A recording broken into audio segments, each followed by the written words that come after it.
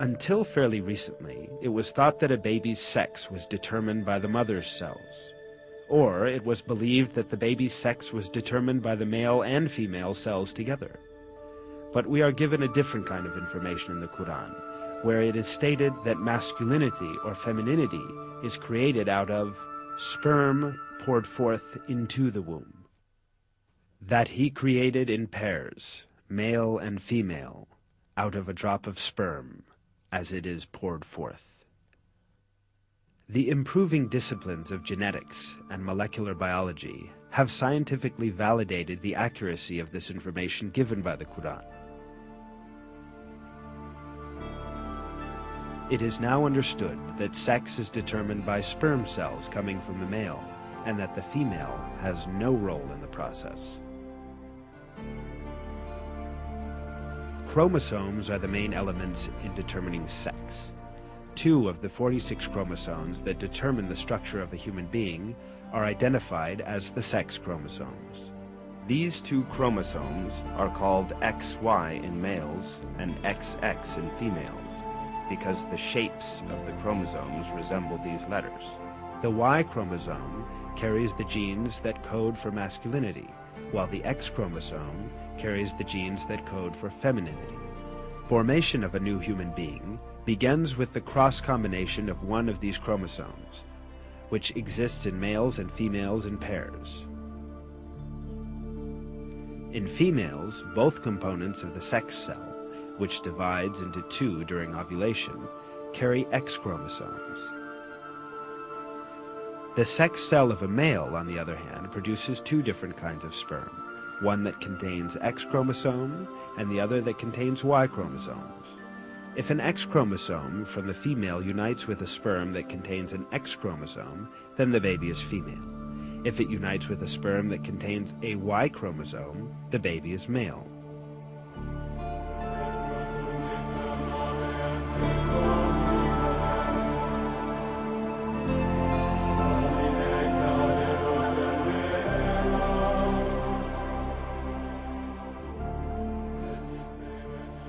In other words, a baby's sex is determined by which chromosome from the male unites with the female's ovum.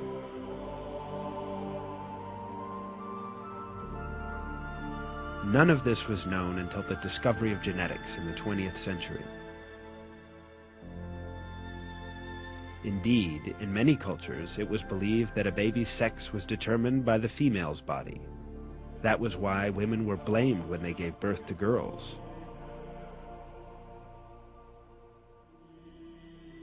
13 centuries before human genes were discovered, the Quran, however, revealed information that denies this superstition and referred to the origin of sex being not with women, but with the semen coming from men. If we keep on examining the facts announced to us in the Quran about the formation of people, we again encounter some very important scientific miracles. When the sperm of the male unites with the ovum of the female, the essence of the baby to be born is formed. This single cell, known as zygote in biology, will instantly start to reproduce by dividing and eventually becoming a piece of flesh. This, of course, can only be seen by human beings with the aid of a microscope. The zygote, however, does not spend its developmental period in a void. It clings to the uterus just like roots that are firmly fixed to the earth by their tendrils. This bond enables the zygote to obtain the substance essential to its development from the mother's body. Here, at this point, a very significant miracle of the Quran is revealed. While referring to the zygote developing in the mother's womb, God uses the word alaq in the Quran.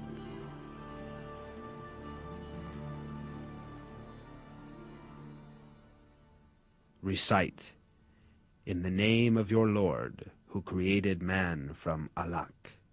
Recite, "And your Lord is the most generous." The meaning of the word alaq in Arabic is a thing that clings to some place. The word is literally used to describe leeches that cling to a body to suck blood.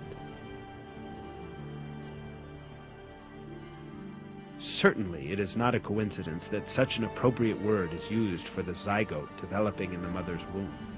This confirms once again that the Quran is a revelation from God, the Lord of all the worlds.